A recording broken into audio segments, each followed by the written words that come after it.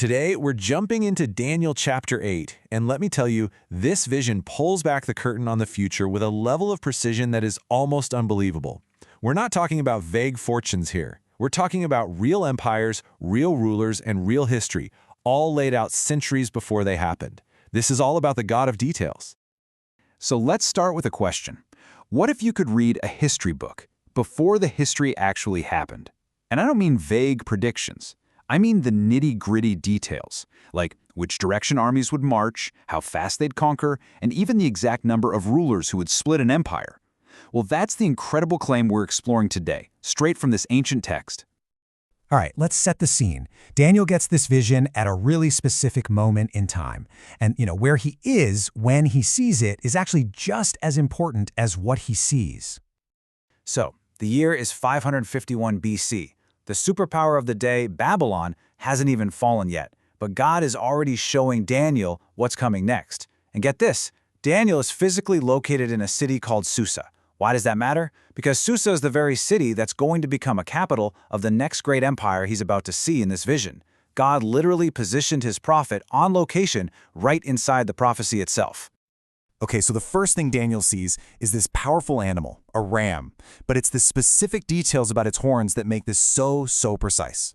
See, the vision doesn't just say a ram with two horns. It gets way more specific. It says one horn is longer than the other, and, this is crucial, the longer, more powerful one came up last.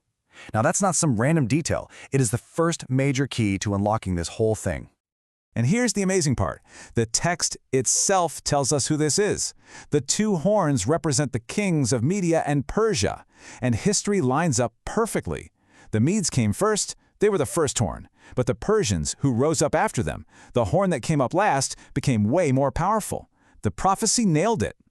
And the detail just keeps coming. The vision shows the ram charging in three specific directions: west, north, and south. But why not east? Well, because Persia's homeland was already in the east. They expanded their empire out from there. The vision even got the military strategy right centuries in advance. So just when it seems like this powerful ram is completely unbeatable, a new animal just explodes onto the scene from the west. And it's moving with a totally different kind of energy.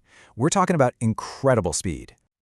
I mean, the imagery here is all about blistering speed. A goat moving so fast its feet don't even seem to touch the ground. And check this out. Unlike the ram with its two horns, this goat has a single, really prominent, conspicuous horn right between its eyes.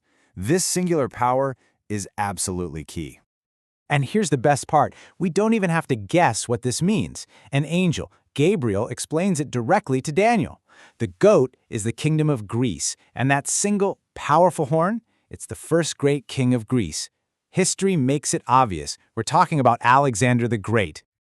That whole not touching the ground speed we saw in the vision, it plays out in real time. In less than 10 years, Alexander the Great completely crushes the mighty Persian Empire. But then, at the absolute height of his power, just as quickly as he appeared on the world stage, he's gone. Okay, what happens next in the prophecy is, for my money, one of the most stunningly precise predictions in the entire book. The fate of that single great horn is just as important as its incredible rise to power. So just to recap real quick, we've got one powerful goat, which we know is Greece, and one magnificent horn, Alexander the Great, representing his unified, absolute authority over this massive empire. And then, right at the peak of his strength, the vision says the horn was broken. It wasn't worn down over time or replaced by a stronger one, it just snapped. That speaks of a sudden, totally unexpected end, which is exactly what happened when Alexander died of a fever at just 32 years old. Now this is where the detail gets just laser-focused. After the big horn breaks, the vision is incredibly specific. It doesn't say other horns grew, it says 4. Exactly 4 conspicuous horns grew in its place, pointing to the 4 directions of the compass. And wouldn't you know it, that's precisely what happened in history. Alexander's huge empire wasn't passed down to his son. Instead, after years of fighting, it was fractured and divided up among his 4 top generals. 4 horns, 4 generals. The historical match is just uncanny. But the vision isn't done. It zooms in even further.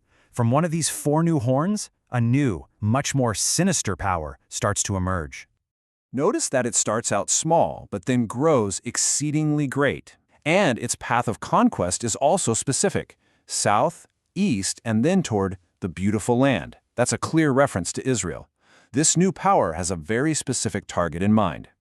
This little horn doesn't just wage war on people, it wages war on God himself. It stops the daily sacrifices at the temple and desecrates the holy place. And history knows this man all too well, a Greek ruler named Antiochus IV Epiphanes. In 167 BC, he outlawed Jewish worship and even sacrificed a pig on the temple altar. Daniel saw it all, nearly 400 years before it happened. And even in this incredibly dark moment, God provides a number: 2,300 evenings and mornings. Now, there's some debate on what that means exactly, but the message is crystal clear. God sets a limit. Evil is on a leash. Tyranny has an expiration date.